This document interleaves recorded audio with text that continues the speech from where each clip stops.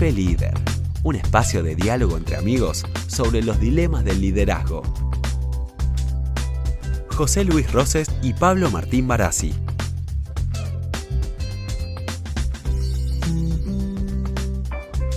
Ingeniero Roses, insistiendo en hacer la previa en un lugar distinto. Licenciado Barassi, ¿cómo le va a usted? ¿Todo bien? Muy bien, ¿usted? Bien. Bueno, vengo con ínfulas para recordar la década del 90, una década que desde el punto de vista profesional para mí fue muy importante. Así que, Riquísimo. si querés, hacemos un peloteo de las cosas que uno se acuerda. Yo voy a arrancar básicamente con una idea de algo que marcó mucho luego en la historia, sobre todo de un continente, que en el 90 se produce la liberación de Nelson Mandela, después de 27 años de estar preso, con una historia básicamente de alguien que fundamentalmente fue un hecho casi un guerrillero, terrorista, pero transformado en esos 27 años para que luego pudiera ser básicamente presidente de Sudáfrica, y que su gestión haya sido después reconocida y venerada, porque todo lo que alguna vez fuimos a Sudáfrica y lo pudimos ver en los últimos años de su vida, realmente era un hombre muy respetado en la sociedad. Bueno, le hemos dedicado un podcast entero en la segunda temporada, ¿no? Exactamente. Fíjate, vos del 90 recordás eso. Yo del 90 me acuerdo, digamos, el Mundial de Italia y un entrevistado que tuve alguna vez, que era Jürgen Klinsmann, que tenía la copa que nos sacaron en la final. Eso era lo primero que yo me acordaba de la década del 90. Después, por supuesto, más adelante, cuando al Diego le cortaron las piernas en el 94. Pero son eventos deportivos menores, ¿no? Sí, sí. Y yo quería completar, porque Mandela en el 93 le dan el Nobel de la Paz también. O sea que además de tener esa significación, fue reconocido mundialmente, ¿no? Así que es una persona importante para la década. Década que, como tú decías, realmente riquísima, comenzó con la reunificación de Alemania. Yo me acuerdo la sorpresa, me acuerdo hasta dónde estaba cuando me enteré de la caída del muro de Berlín y el fin de la Unión Soviética en el 91, ¿no? Sí, y una década que nos trae a los argentinos mucho dolor, precisamente porque fue la década donde en el 92 el atentado a la Embajada de Israel, y después en el 94 el de la AMIA, ¿no? O sea que es una historia muy triste para la Argentina y para la humanidad, ¿no? Porque es terrorismo llevado a una expresión absolutamente deplorable, ¿no? Te acordarás, José Luis, de el primer mamífero clonado, la oveja Dolly. Dolly, ¿no? Y la ovejita, sí. Sí. Y también, desde el punto de vista tecnológico, la incorporación de los primeros elementos de mensajería, de SMS en los celulares, que era la forma con que empezamos a simplificar, y hoy prácticamente casi creo que lo único que nos queda de un celular es a veces enviar el SMS. Así Que es. vibraba y yo decía, ¿qué le pasa al StarTAC? Y ahí entendí lo que era un SMS, sí, sí. Cerremos la década después de muchas cosas más que podríamos rescatar con que en el 99 además nace el euro, ¿no? Sí, exactamente. Sí. Es el inicio de la moneda europea, todavía vigente y gran unificadora. Y en los aspectos, José Luis, relevantes de lo que es nuestra investigación de management y liderazgo, claramente la riqueza de los 90 fue un pasaje de lo quanti a lo quali. ¿De quién te acordás primero cuando tenés que No, vivir? para mí en esa década alguien que me marcó mucho fue haber conocido a Peter Senge, que fue una casualidad desde el punto de vista casi de ese momento, la empresa donde yo trabajaba, Techin, a través de su presidente, el doctor Roberto Roca, me dijo: hay que ir a conocer a una persona al MIT muy famoso por su obra de la quinta disciplina. Fuimos a conocerlos ahí, básicamente al MIT, y de ahí tuvimos la oportunidad de traerlo por primera vez a la Argentina. Después yo tuve la posibilidad de tener contacto mucho tiempo con él. Y realmente, ¿por qué digo para mí importante? Porque generó algo que yo había empezado a estudiar en la década del 80, que era todo el tema del pensamiento sistémico, pero él le agregó un condimento fundamentalmente de naturaleza más que conceptual, operativo, y fundamentalmente vinculado muy fuertemente a la gestión, y de ahí una cantidad de prácticas que después dieron lugar básicamente a muchos de los desarrollos que hemos hecho juntos en términos de desarrollo organizativo. Así que para mí, si yo tuviera que recordar a alguien de esa década, de los que conocí y de los que valoro, es Peter Senge. Mirá acá en mi mochilita qué me traje, a pesar del peso extra. Mi quinta disciplina, el año que me mandaste al MIT, para ir a conocerlo, especialmente a Edgar Schein, a él. Tú, Pablo, Thanks for Learning, 1993. Mira vos, mira vos. Me lo crucé 5 veces en la vida, Peter. En la última volvió a decirme, bueno, ahora pasa al próximo libro, como diciendo, y bueno, la verdad que ha habido cosas geniales, nos ha Sí, marcado yo mucho. tuve la oportunidad 2 veces de presentarlo en Argentina en un panel y compartir con él y después intercambiar muchas ideas y sobre todo en la última etapa cuando él ya más se dedicó a la educación. ¿No? El pensamiento sistémico aplicado también a la educación. Así que una riqueza y un buen recuerdo. No sé si Bueno, todo el vos mundo, tenés de algún otro para época. sí, te voy a rescatar algún otro, pero déjame decir algo con respecto a lo que vos decías, porque todo el mundo conoce la quinta disciplina en la práctica, viste, año 90, 94, pero a ver, la danza del cambio ya empezó a meterse en los colegios. Si tiene un librito brillante que se llama Colegios que aprenden, recién en el 2000. O sea The que Schools That Learn. A educación. esa obra me refería, yo la última relación que tuve con él fue alrededor de esa obra. The Schools That Learn. Esa.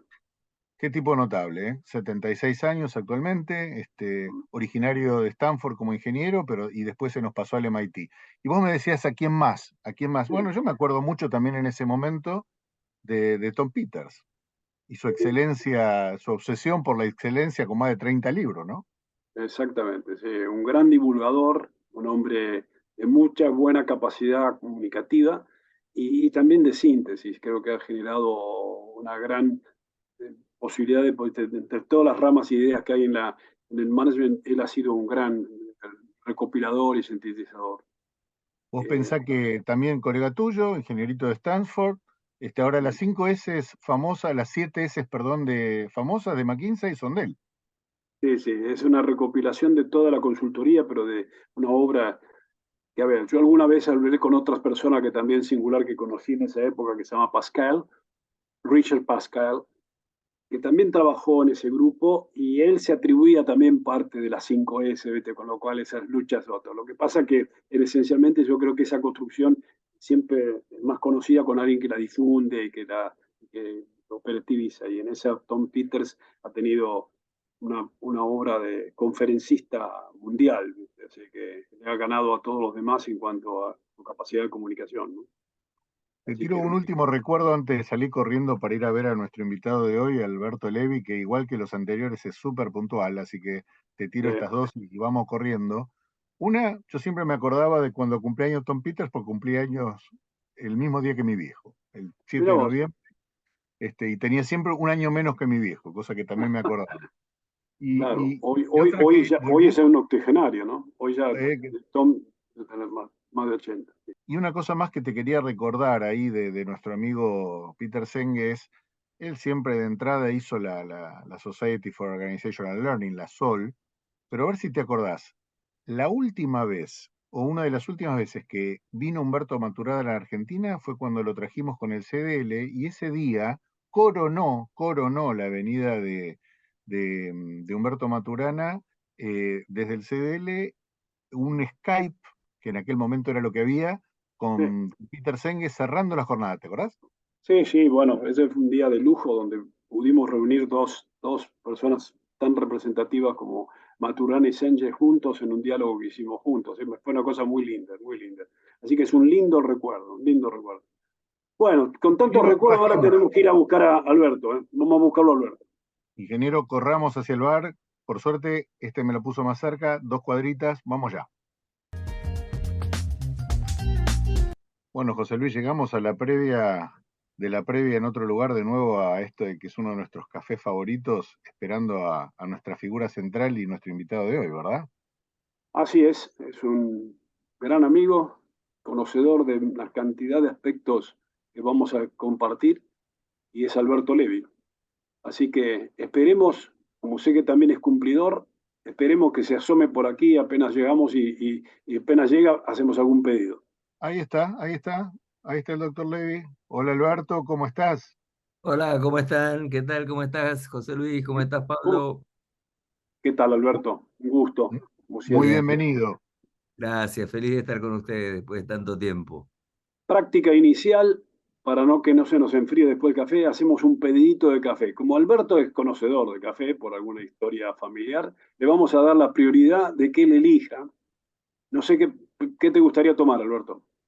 Bueno, siendo esta hora, si puedo tomar algo que tenga algo más interesante que solo café, ¿puedo? Apá, Sí, apá. por supuesto, hay presupuesto. Hoy paga Pablo, así que hay presupuesto. Entonces yo me Siempre quiero pago. pedir un café irlandés, pero con Jack Daniels, no con Scotch, y además sin crema, sin leche y con edulcorante. Ah, miremos la cara acá del camarero para esto, para ver si captó perfectamente este pedido. Pero ¿y Sí, vos, sí, Pablo, captó qué la esencia. pedirías? No, no, yo hoy voy a ir con un café cortadito simple. Buah, y yo le Me agrego inhibe, un americano doble, ¿viste?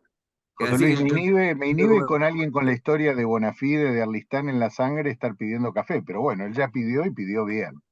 Eh, como un experto. claro, me dejan como el único choborro acá del equipo. Y ahí te vas identificando, así te van conociendo acá en el bar, saben quién sos vos. Pero bueno, no, pero para saber quién vos sos, yo creo que tenemos que hacer una muy breve presentación, porque Alberto básicamente tiene en su formación una trayectoria tan singular. Es doctor y es postdoctor en economía y también doctor y postdoctor en psicología de la UBA. O sea que esta es una combinación que yo creo que ya marca una característica que por ahí Alberto podría completarla. No sé, Alberto, esta formación tan rica y dual en dos tipos de conocimientos, cómo lo conjugás vos en tu actividad profesional? Mira, lo que pasa es que yo me dedico, mi especialidad es hacer implementable la estrategia de las empresas que me contratan. O sea, dada la estrategia que ya tienen las empresas, me contratan para ayudar, para facilitar, para catalizar toda la implementabilidad de la estrategia, pasando por distintos niveles, áreas, sectores, negocios distintos. Entonces necesité no solamente lo que tiene que ver con economía, con administración, con lo de contador, contabilidad, con análisis de estados contables, etcétera, sino también con lo más importante que es el ser humano.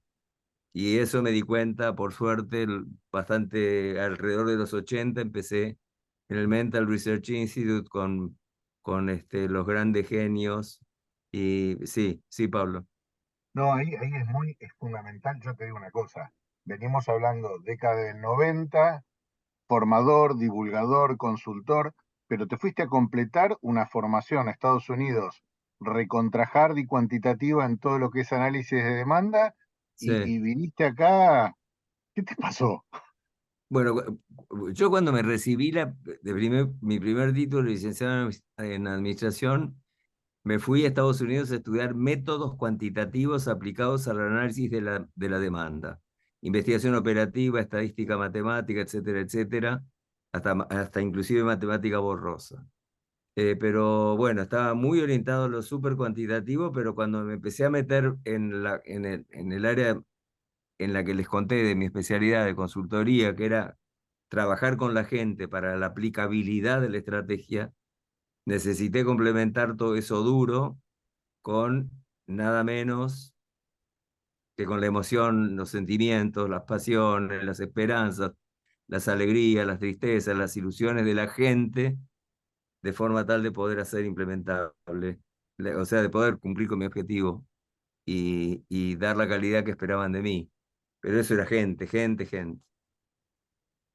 Y eso te llevó, creo, yo recuerdo, la primera vez que yo escuché hablar de Waslavic fue de Alberto Levi, pero sí me coincidió mucho grande porque en ese momento también teníamos una especie de coincidencia en otro autor que era Herbert Simon, ¿no? Eh, Claro. Alguien que todos sabemos que fue premio Nobel de Economía, pero realmente es curioso porque no era economista. Pero bueno, Pero Claro, de ahí tendrás muchas cosas para contar, seguro. bueno, sí. Antes de empezar, antes de irme al Mental Research Institute, que estuve un año con Václavic, con Wicklund, con Fish, con toda la onda esa con la que después vine a Buenos Aires y hice psicología acá, el doctorado, el postdoctorado, una maestría en cognitiva. Yo ya estaba muy influido por Herbert Simon, que era un psicólogo que gana a través con Newell, gracias a su libro Human Problem Solving, el premio Nobel de Economía. Un psicólogo, la primera vez que un ¿Eh? psicólogo gana el premio Nobel de Economía por el tema de Human Problem Solving, cómo el humano resuelve problemas. Sí, el concepto de la racionalidad limitada, es todo un tema que Ah, nos lleva, sobre todo, bueno, vos desde tu formación de contador, y para nosotros los ingenieros nos pegaba en la bitácora, ¿viste? Porque ¿no? ¿Cómo la racionalidad va a ser limitada, ¿viste? Pero bueno, pero todo muy rico. Ahí está buenísimo para los que no somos ingenieros el tema de, yo recuerdo el placer de la primera conferencia, pero lo escuché hablar de cosas raras, no solamente intangibles, sino de incontabilidad. ¿Te acordás, Alberto? bueno, sí, esto me va a costar que me saquen la matrícula de contador, pero yo estoy hablando, la contabilidad es todo lo que se puede lo que se puede evaluar, lo que se puede imputar claramente y sin digamos, problemas conceptuales ni técnicos. Pero ¿qué haces con los intangibles? O sea, no solo la marca, no me digas hoy que una marca vale el valor actual de 5 años de utilidades futuras en un mundo de altísima complejidad y fricción competitiva, en donde una marca te la revienta a un competidor en un día, pero no Ujú. solamente eso, ¿cuánto vale el conocimiento de tu gente, el know-how? ¿Cuánto vale el compromiso de tu gente? ¿Cuánto vale la información disponible? ¿Cuánto vale la estabilidad en los resultados? Son todos intangibles a los que yo llamo la incontabilidad, pero que no hay más remedio que encontrar fórmulas como más o menos como para evaluar, especialmente cuando estás hablando de adquisiciones de empresas, fusiones de empresas, no es solamente el día a día. Eh, Evaluación de yo empresas coincido, es aumentar los intangibles. coincido con vos, inclusive creo que esto ha puesto en juego, a mi juicio, muy en crisis. Esto no te van a sacar la matrícula vos, sino que de alguna manera yo lo veo desde mi experiencia. Creo que lamentablemente todavía tenemos una rémora de un concepto de evaluación, sobre todo por el tema de las registraciones contables, punto de vista de no poder tener en cuenta este concepto de los intangibles, que es vital en el momento de la toma de decisiones. Yo creo claramente en un concepto de valor, pero un concepto de valor que no es el concepto de valor de tipo basado en un elemento exclusivamente cuantitativo, sino con muchas concepciones perceptivas. Hay muchos elementos que están fundamentalmente vinculados al riesgo, vinculados a la valoración, valorados a la satisfacción, que son componentes de valor. Pero volvamos un minutito a tus antecedentes, porque en este capítulo nosotros estamos recapitulando la década del 90. Y vos me estás contando toda una formación que tuviste previamente a la década de los 90. Sí. ¿Esto qué quiere decir? Que cuando llegamos a los 90, que es una etapa que ahora cuando la estamos revisando con Pablo, vemos que es una etapa muy rica y sobre todo para la Argentina, porque la década del 90 en la Argentina, todo lo que hemos vivido, la recordamos como una década desde el punto de vista de los negocios, con un ambiente muy competitivo. ¿Qué recordás, Alberto, de esa época que esta formación te sirvió? ¿Cómo te lo viste en tu experiencia? Bueno, haceme recordar que te cuente otros grandes, eh, yo te diría hasta científicos que me influyeron en la década del 90. Pero lo que me pasó a mí en la época del 90, que fue, como ya sabemos, una época de altísimo nivel de competencia, de llegada de grandes empresas, por ejemplo, yo no tenía casi competencia con lo que hacía, con las empresas con las que trabajaba, y de repente aparecen los monstruos como McKinsey, por ejemplo, haciendo estrategia, y yo cómo podía competir contra McKinsey, imposible. Entonces yo me di cuenta que ellos lo que hacían era ayudar a formulación de la estrategia, al diseño, a la formulación, al planeamiento de la estrategia, mientras que no podían, por los tremendos costos que eso hubiera significado para las empresas clientes, dedicarse tan a meterse en el barro de la implementación. Entonces yo me di cuenta que la única salvación para mí, como posicionamiento de mi equipo, era dedicarnos no a la formulación, que eso se ocupe en las grandes como McKinsey, Booz, que en ese momento se llamaba Booz Allen, BCG, Boston Consulting Group, Bain Company, excelente compañía, sino cable a tierra en la implementación en el día a día. Y entonces eso fue un cambio, un switch muy fuerte de paradigma para mí, con lo cual se justificó cada vez más lo de psicología. Y otra cosa, y acá quiero hablar de dos científicos que para mí, te digo científicos, que para mí fueron trascendentales, que fueron los dos austríacos, el grupo austríaco, von Glasersfeld y von Förster, que son, bueno, y sería Piaget como epistemólogo, son los grandes epistemólogos del constructivismo radical, por lo cual cada uno de nosotros no puede aprender, conocer la realidad objetivamente, porque conocer es una actividad subjetiva, entonces construimos la realidad. Y eso en la implementación de la estrategia es importantísimo, porque si vos estás con un senior management team de 15 personas, 10 personas en una empresa compleja, cada uno tiene su construcción diferente de la propia empresa. Y entonces tenés que descubrir esas construcciones subjetivas y tratar de que no todo el mundo piense igual, porque si todo el mundo piensa igual, quiere decir que nadie está pensando, sino que haya cohesión, lo que nosotros llamamos factor Lilmot, que quiere decir organicidad, acople más que organización, ese concepto, pero en serio, no trivializado, de visión comprendida, compartida y comprometida. Y esto es constructivismo radical, descubrir las construcciones subjetivas que cada humano se hace de la realidad y que después se cree que esa realidad es la realidad y para colmo que es verdad. Ahí había, al margen de que nombraste dos grandes a nivel mundial, también en la U había dos grandes influencias tuyas, si no me equivoco, ¿no? Me gustaría que también no dejáramos de nombrarlos. Sí, no, por supuesto. Hay varios, pero hubo dos muy, pero muy importantes, que fueron Federico Frischnet, con quien empecé como ayudante alumno antes de estar recibido en su materia de dirección general, y Pierre Pavesi, Pedro Pavesi, que fue un señorazo, bueno, los dos super seguidores de Simon eran eso en la UBA, y eso fue una influencia directamente. Dos maestros precisamente muy reconocidos en todo el mundo y dos formadores importantes. Ahora, esta reflexión que vos haces, Alberto, me lleva a un hecho de que a lo largo de este ciclo, y más que nada a nuestro ciclo, una confirmación de nuestras propias experiencias con Pablo, es, en realidad cuando hablamos de management, hablamos de conjunto de conocimientos que provienen de distintos tipos de disciplinas, pero fundamentalmente la integración está dada en el comportamiento humano. Y esta clave del comportamiento humano a mí me ha llevado muchas veces a cuestionar formaciones muy cuantitativas o muy orientadas como alguien dice, al bottom line, que de alguna manera se traduce en muchas escuelas de negocios, se traduce en muchos programas que nosotros conocemos.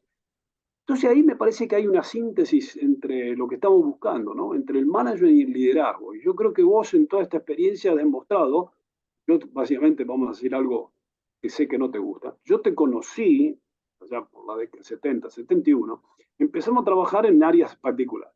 Vos trabajabas en un área que sé que no te gusta, pero que voy a denominarla marketing, pero trabajabas en temas de comercialización y yo trabajaba en producción. Pero a lo largo del tiempo después nos juntó básicamente el management y el liderazgo, que nos llevó, vos por tu lado, nosotros también, Pablo tenía una base de eso, a entender mucho más a las personas.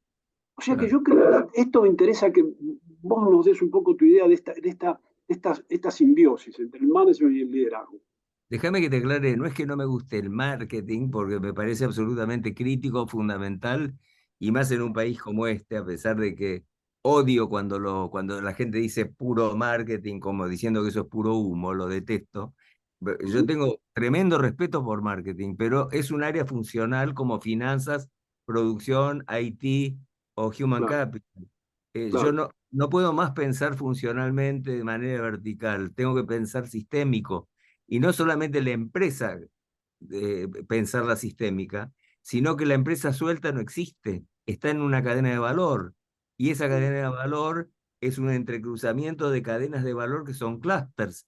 O sea, el pensamiento sistémico radical me aleja del pensamiento vertical de un área, de marketing o producción o finanzas, y me obliga a tener que ver totalidades, realmente sistemas psicosociotécnicos complejos, como son cualquier empresa, con lo cual estoy pensando que esto me está llevando, y qué pienso de la inteligencia artificial, y qué pienso de la inteligencia artificial en el plano de lo estratégico. Dar la inteligencia artificial para lo estratégico, si querés te cuento mi visión sobre eso. Sí, sería muy útil. Bueno, mira, yo creo que yo estoy hablando de inteligencia interindependiente, o sea, seres independientes que tienen, como los clusters, el requerimiento de vida o muerte de interactuar. Y eso requiere inteligencia racional, de la cual la inteligencia artificial es una parte, y además inteligencia emocional. ¿Qué pasa cuando me meto en inteligencia artificial? Y que me encanta jugar con el chat GPT, todo lo que ustedes quieran. Si quieren, después les cuento cómo armé un examen para la UBA con el chat.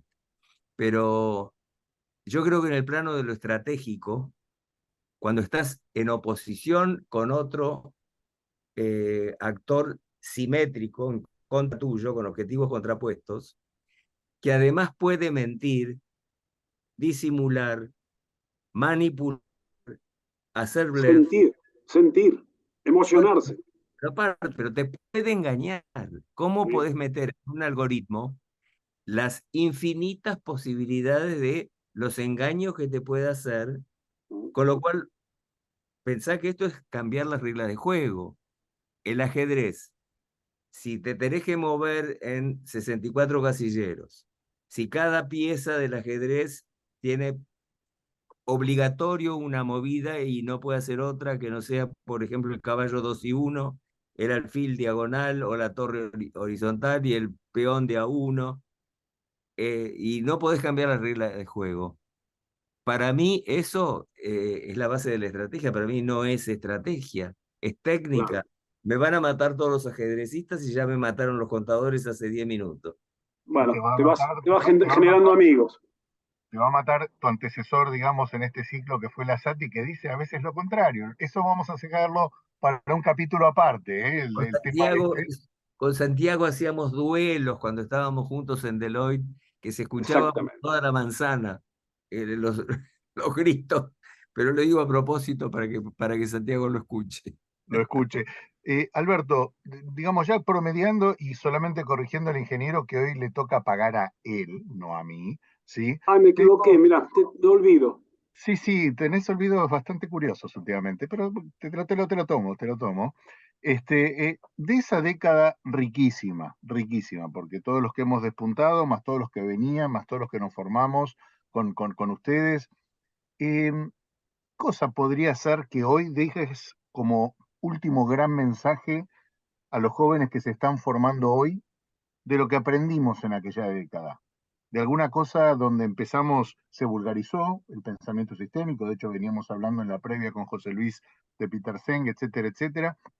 Contanos un poquito, un último gran mensaje que le dejarías a los jóvenes que hoy se están formando en este mundo, pero que tenga que ver con un aprendizaje de aquella década tan especial. Bueno, mira, nos vamos a perder quería contarles que estoy muy metido con el tema de sostenibilidad barra sustentabilidad, que es otro de los intangibles imprescindibles que te está exigiendo los mercados, pero yo estoy hablando de te voy a contestar con esta introducción pequeñísima. Dale. Estoy hablando del óctuple balance. Está el triple balance que ya todos sabemos, el económico, el social y el ambiental. En Uruguay, trabajando para ANCAP, aprendí que hay un cuarto que ellos usan, que es el de gobernanza. Entonces ya son 4, y yo agrego el público. Por ejemplo, Arcor es una persona jurídica con obligaciones públicas, por ejemplo, impositivas, etcétera, etcétera. El ético, que tiene que ver con compliance.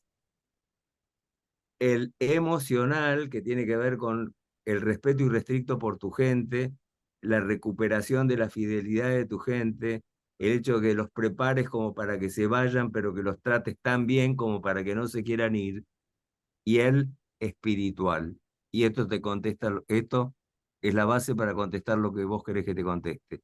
Yo ¿Cómo creo que no? llegó el momento de las virtudes.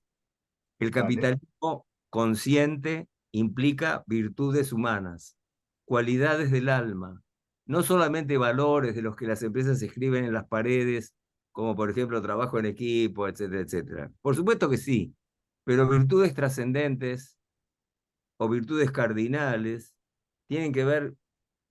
¿Cómo puede ser que yo escuche en la Escuela Superior de Guerra combatientes de Malvinas que digan yo peleé ahí en el frío, la escarcha, en la nieve, sin armamento, sin comida, sin vestimenta, por mi camarada? Y eso, díganme si no es amor. ¿Cómo puede ser que escuche en una cosa tan terrible la palabra amor y no en las empresas? Entonces, virtudes trascendentes para mí son amor, pero todos los que tenemos hijos sabemos que esto no puede ser sin límite. Entonces justicia, entonces equilibrio entre amor y justicia. Me doy un pasito para arriba y digo compasión, que no quiere decir tenerle lástima al otro, sino tener la capacidad de meterte al otro dentro de tu propia alma. Entonces, amor, justicia, compasión, fortaleza de mantener esto, pero humildad para contrarrestar esa fortaleza. Y entonces solidaridad, nobleza, integridad, dignidad. Bueno, Alberto, dejás un mensaje muy profundo, dejás algo que creo que no podemos dejar menos de compartir, pero esto también nos permite pensar para seguir hablando cosas en el futuro y cosas que nos unen precisamente en esto último que acabas de decir. Yo por mi parte te agradezco, no voy a sacar lo que hay que sacar, voy a sacar la tarjeta y ahora voy a pagar, pero bueno, un abrazo, gracias Alberto, como siempre, ha sido muy grato estar contigo. Un Muchísimas abrazo, gracias, Sergio. un abrazo enorme. Para comunicarte con nosotros, escribinos a contacto@cafelider.com. Para más información, entra en www.cafelider.com. Nos encontramos en el próximo café.